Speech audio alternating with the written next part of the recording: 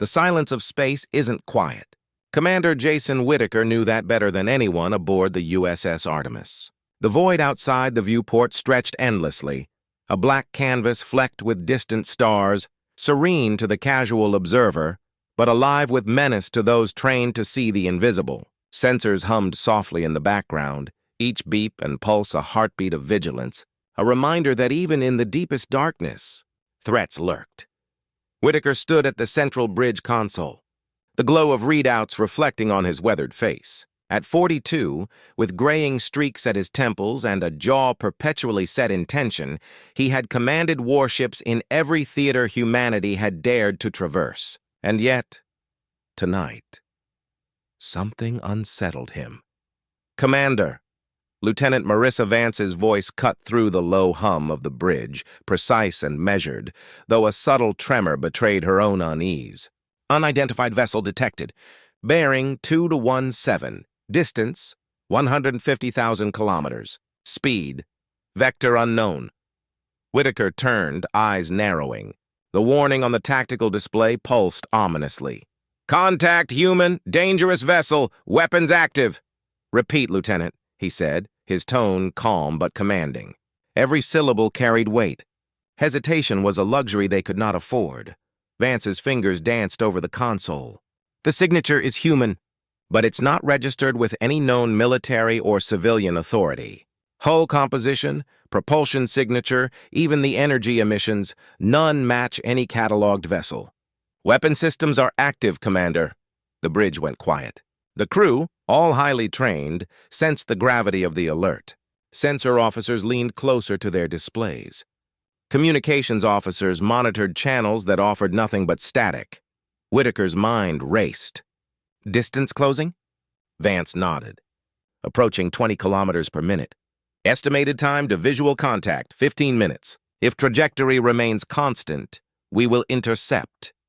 The commander felt the familiar tightening in his chest, the precursor to a fight-or-flight response his training had taught him to master. "Bring the ship to alert condition Alpha, shields at full capacity. Arm the railguns and defensive turrets, and get me a full weapons and sensor scan now. I want every possible detail on that ship before it reaches firing range." "Aye, sir," the crew responded in unison, their voices crisp, professional, yet underlaid with tension. As the minutes crawled by, the black expanse ahead of them began to shift. A silhouette emerged from the starlight, angular and unfamiliar, its surface reflective yet fractured, almost like shards of obsidian pieced together. No designation, no insignia, no signal, only the eerie sense of deliberate intent. "Commander," Vance whispered, her eyes fixed on the display, "it's matching our course. It's—" She paused, searching for words that didn't exist. "It's mimicking us." Whitaker felt the cold spike of dread climb his spine. A vessel that could anticipate their maneuvers, that could shadow them at this distance. It wasn't just unknown. It was intelligent, tactical, dangerous. "Open comms," he ordered. "Hail the ship. Identify yourself immediately," static hissed through the speakers. Then a voice, calm, clear, American accented, yet not familiar. Not any registry Whitaker had ever encountered. "This is USS Artemis. Identify yourself," Whitaker said, stepping closer to the intercom. Silence. Then a soft, deliberate chuckle. "Commander Whitaker, we've been expecting you." The crew exchanged nervous glances. Whitaker's knuckles whitened as he gripped the console. "How do you know my name?" "Names are trivial," the voice replied. "The mission is not. Stand down or risk annihilation." Whitaker froze. The voice was human, but the cadence, the tone, the lack of hesitation, it wasn't just human. It was perfect, calculated, predatory. "Prepare defensive maneuvers," Whitaker barked, forcing the command through clenched teeth. "Keep your eyes on their vector. Don't engage unless I give the order. Full tactical sweep. I want to know if they're armed beyond the visual signature." The crew obeyed instantly, trained reflexes slicing through fear. Tactical overlays glimmered on the bridge displays, analyzing the vessel's hull composition, propulsion, and energy emissions. Nothing conventional, nothing recognized. And yet, the readings confirmed the warning. Weapons were active, and they were not idle. Minutes stretched like hours.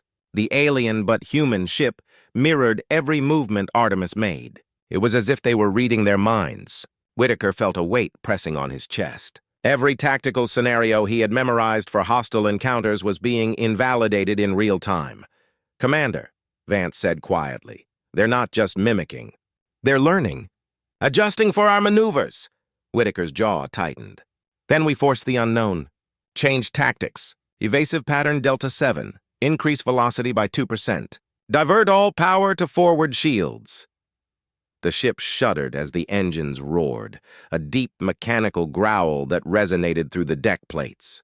The alien vessel mirrored the change instantly, closing the distance faster than sensors predicted possible. Suddenly, the warning lights flashed red across the bridge. "Weapons lock? They've targeted us! Prepare countermeasures!" Whitaker yelled, his voice slicing through the alarm blare. "Deploy decoys. Activate point defense turrets. Ready for evasive maneuvers." The bridge became a storm of coordinated chaos. Officers shouted over the alarms, hands moving with practiced precision. Sensors calculated trajectories. Turrets spun into position. Shields flared as energy pulses deflected incoming projectiles that no human weapon should have fired at such a distance. Whitaker's eyes remained locked on the enemy vessel. Its silhouette gleamed ominously, a mirror of lethal intent. And then, in a moment that froze time, the ship slowed its approach, not retreating, pausing, studying them, calculating, waiting. The voice came again, calm as a whisper, yet cutting through the tension like a blade. "Commander Whitaker, you have passed the first test. Survival is optional. Compliance is recommended." Whitaker clenched his fists. "What the hell is this? Who are you?" No answer. Only the void outside, black and infinite, staring back at them. And as the Artemis hovered in tense silence, one question burned through every mind on the bridge. Who or what was waiting for them in the dark? The countdown had begun. The void outside the USS Artemis remained an oppressive black canvas, yet now it felt alive, watching. Every star, every distant flare seemed insignificant compared to the presence of the unidentified vessel that hovered just beyond optimal sensor range. Commander Jason Whitaker felt the weight of the bridge pressing down on him. The calculated gaze of his unseen adversary, a phantom at the edge of his perception. "Commander," Lieutenant Vance's voice was steady but tight. "I'm seeing fluctuations in their energy output. Shields adapting. Their weapons arrays are not fixed. They're modular, shifting configurations in real time." Whitaker didn't respond immediately. His eyes remained glued to the display, the strange silhouette reflecting the dim glow of the Artemis's tactical monitors. He could feel the presence of the other ship, like a predator sizing him up. "Keep me informed, Lieutenant. Every deviation, every emission. I want a live feed on their propulsion, energy distribution, and hull stress points." "Understood, Commander," Vance replied, her fingers flying over the interface. "Also, sir, the vessel is no longer mimicking our course. It's calculating, predicting. Our maneuvers seem almost anticipated before we execute them." Whitaker felt a shiver run down his spine. That wasn't just intelligence. That was precision, far beyond any human tactical doctrine he had ever trained against. His jaw tightened. "Then we force unpredictability. Execute pattern Sigma 3. Initiate 3-point evasive oscillation. All power to forward shields. Arm secondary turrets on manual override." The ship shuddered as engines roared, a low rumble vibrating through every deck plate. The vessel ahead adjusted instantly, almost imperceptibly, yet closing the gap faster than sensors predicted possible. Whitaker's teeth clenched. This wasn't a human adversary in the traditional sense. This was a machine, or a mind, capable of reading them like a blueprint. "Sir," Chief Tactical Officer Aaron Pierce called out, voice tense, "I'm picking up multiple subspace emissions, rapid bursts, not conventional communication. They're probing us, scanning every subsystem. Hull, propulsion, weapons?" He hesitated, eyes glued to the readout. "They're mapping us in real time." Whitaker's hands curled around the console. Every protocol he had drilled into his crew for decades now felt obsolete. "Countermeasures?" Pierce's fingers danced over the interface. "Adaptive decoys aren't holding. They neutralize our attempts before they even deploy. Point defense turrets are tracking. But their projectiles, if that's what they are faster than any human-made ordnance I've ever seen. The bridge was tense but professional. Every officer performed with the precision of those who had faced death more times than they cared to count. But Whitaker could feel the collective unease, the undercurrent of fear that ran through the crew. They were trapped in a duel where the rules had been erased. "Open hailing frequencies again," Whitaker commanded, voice taut. "We need answers. We need leverage. I want dialogue before engagement, static." And then the voice, calm, precise, unsettlingly human. "Commander Whitaker, do you understand your predicament?" Whitaker gritted his teeth. "We're aware of the danger. Identify yourself now." There was a pause, calculated. Then, "You call yourselves explorers, warriors, the apex of human ingenuity. Yet you are predictable, vulnerable, and you carry weapons that are dangerous even to yourselves. Stand down or the consequences will be final." "Consequences?" Whitaker's tone sharpened. "Explain yourself. Who are you? Why are you here?" The voice shifted slightly, almost imperceptibly, carrying an edge of curiosity. "You are standing on the edge of a precipice, Commander. And whether you jump or retreat, it no longer matters." Whitaker felt a cold sweat creep along his spine. The logic in the voice wasn't just human, it was computational, precise, and unyielding. And beneath it lingered a threat, lethal, deliberate, and terrifyingly patient. "Prepare to engage," Whitaker barked, masking the anxiety that churned in his gut. "Full weapons ready. Tactical team on standby. Shields to maximum." As the crew scrambled to obey, the alien vessel made its move, or at least what Whitaker perceived as a move.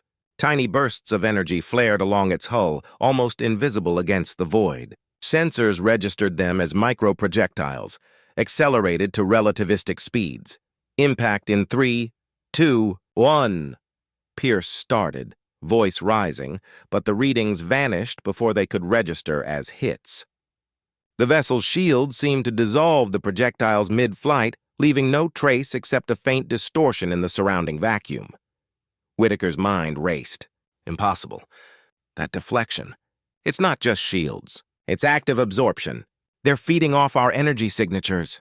"Commander," Vance said, unease now audible, "I'm detecting internal system fluctuations." Something inside the ship, some kind of infiltration, matches their emissions. "It's subtle, but—" She swallowed hard. "It's hacking our systems in real time, predicting our moves before they happen." Whitaker froze. "Pull the AI safeguards offline. Manual override on all weapon and propulsion systems. No network access outside core command." The bridge lights flickered briefly as power rerouted, every officer tense, fingers poised. Outside, the vessel remained eerily calm, unchanging, almost regal in its menace. It didn't move aggressively, yet the threat was palpable, omnipresent, like the weight of a predator silently circling. Then the voice spoke again. "You are learning, Commander." "And so am I," Whitaker's teeth clenched. "No one threatens the crew of the USS Artemis and survives. You've underestimated human tenacity." Another pause. Then a sudden surge of energy from the unknown vessel. The sensors screamed. "Subspace interference. Electromagnetic pulses flooding every system." Alarms blared across the bridge. Shields flared, but readings showed fractures forming in secondary circuits. "Status!" Whitaker shouted. Pierce's face was pale. "Hull integrity holding barely. Shields at 37%. They're testing us. Every pulse is targeted. Every fluctuation calculated." Vance's voice trembled slightly.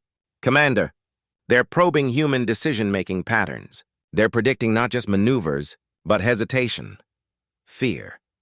Whitaker felt a chill run down his spine. He had trained for countless scenarios, faced rogue AI, insurgents, even hostile alien species, but nothing prepared him for an opponent that was human, yet not human, capable of anticipating every move, every thought, every instinct.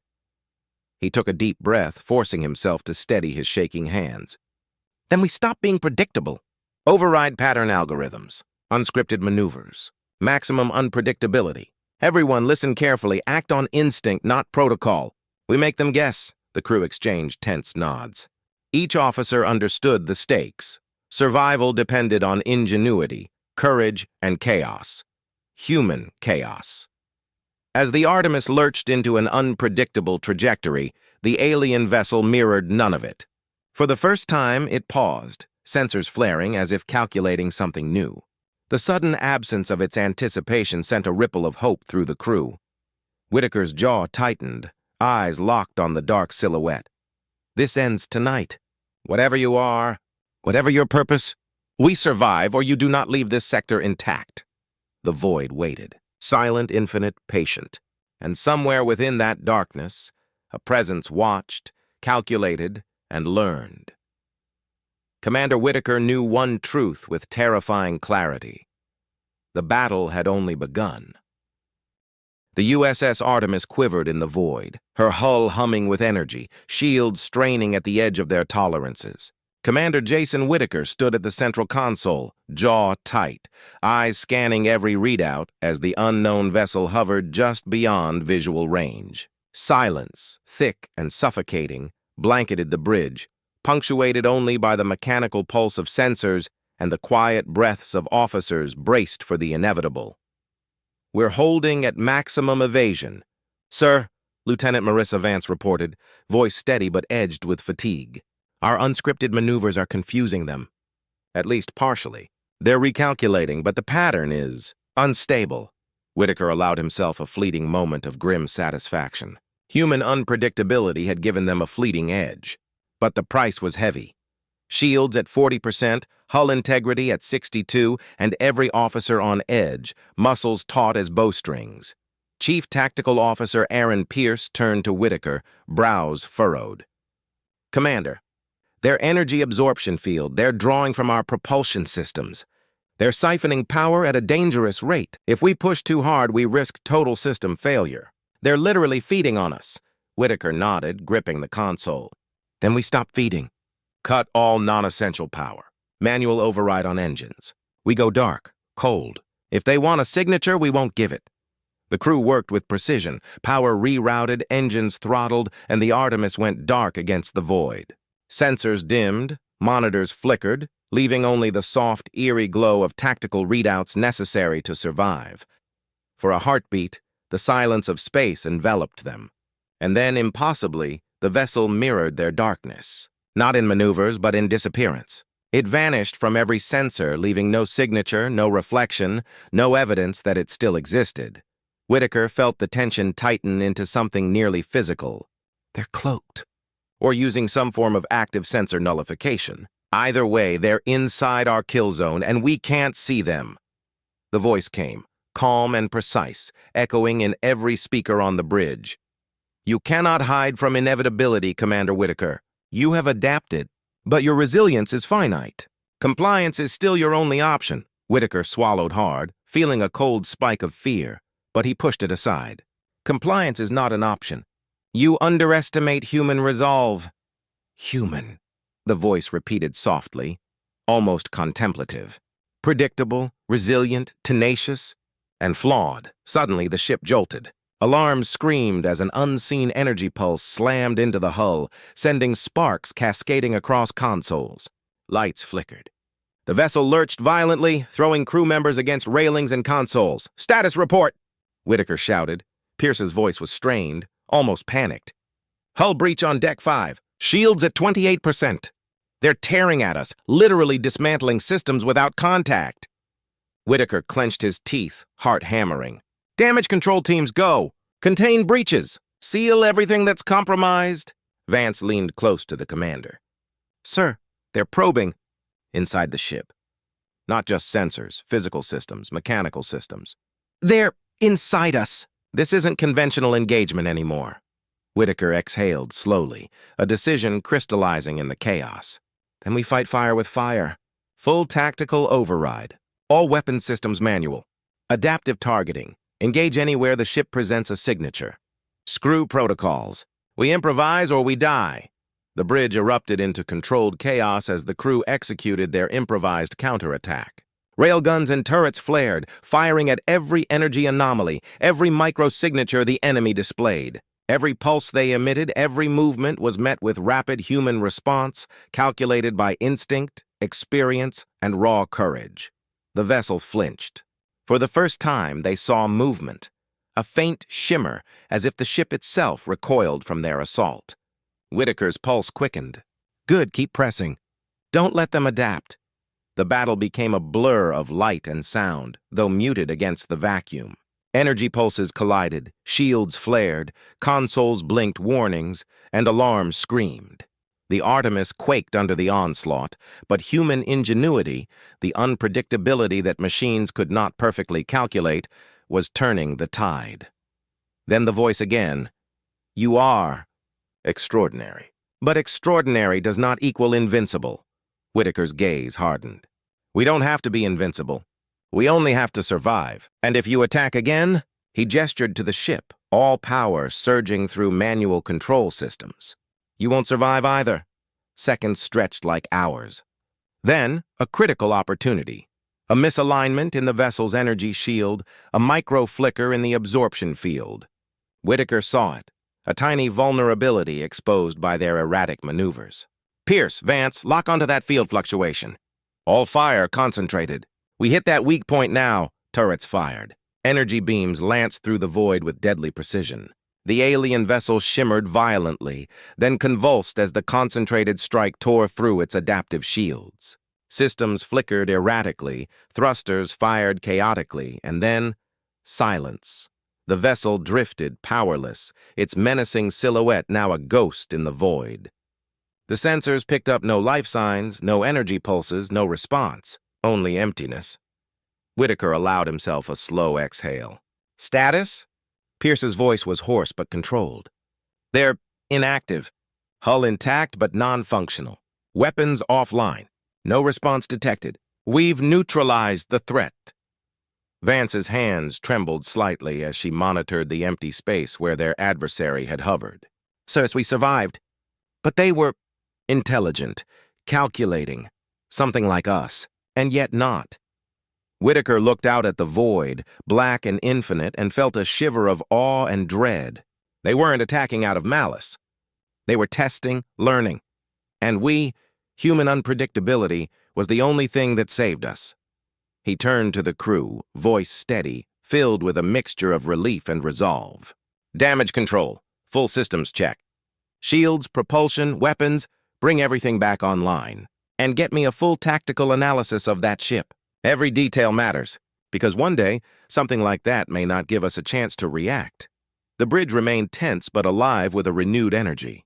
The crew had faced an adversary that defied every rule of engagement, every protocol, and emerged victorious, not because of technology alone, but because of human instinct, courage, and adaptability. Whitaker lingered at the viewport, staring into the void. Stars glittered like distant fireflies, indifferent to the battles waged in the darkness. He whispered almost to himself, in the end, we survived because we are unpredictable. We survive because we fight, because we endure, and that is what makes us human. Outside, the ghost of the unknown vessel drifted silently, a monument to intelligence without humanity. Somewhere in the black expanse of space it waited, patient, calculating, perhaps to rise again. But for now, the USS Artemis sailed onward, battered but unbroken, a testament to human resilience and the unyielding spirit that refuses to bow. Even in the shadow of the unknown, and in the quiet aftermath, Commander Jason Whitaker knew one truth with certainty. The universe was far larger, far stranger, and far more dangerous than anyone had ever imagined, and humanity had only begun to understand it.